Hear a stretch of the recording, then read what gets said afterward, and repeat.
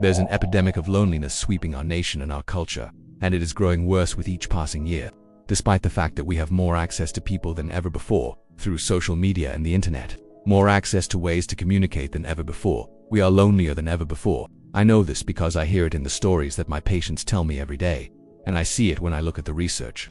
In one study, they found that over 20% of Americans report that they are chronically lonely. That's 1 in 5 people, and those rates are even higher in certain parts of our country, like out west in the Silicon Valley area, where they found that 1 in 3 people are chronically lonely. And loneliness is a real killer.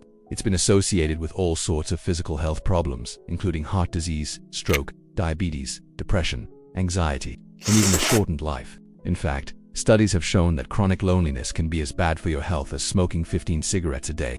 So what are we to do? How do we combat this epidemic of loneliness? Well, the first step, of course, is to recognize that this is a problem.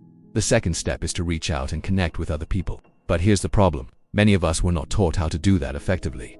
We don't know how to connect with people. Many of us don't even know how to connect with ourselves. So reaching out and connecting with others feels awkward and uncomfortable. And so the loneliness continues. I believe that one of the reasons that we are all so lonely is because we stopped relating to other people as human beings. We stopped seeing people as individuals with unique gifts and perspectives to offer the world and to offer to us.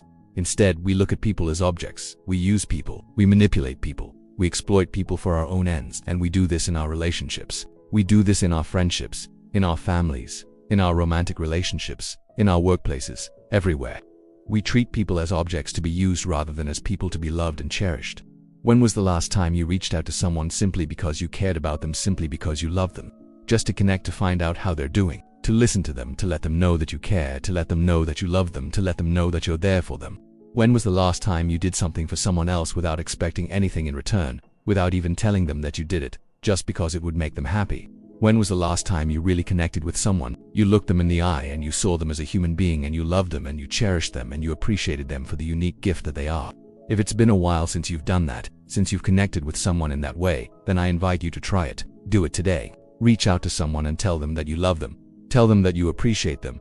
Tell them that you're there for them, that you're thinking of them. Let them know that they matter. Let them know that they're important. Let them know that they're not alone. Because when we do this, when we reach out to other people and we connect with them in a meaningful way, then we begin to address this epidemic of loneliness that is plaguing our culture. Then we can begin to build a world where people are no longer isolated, where people no longer feel alone, where people feel loved and cherished and appreciated for the unique gifts that they are.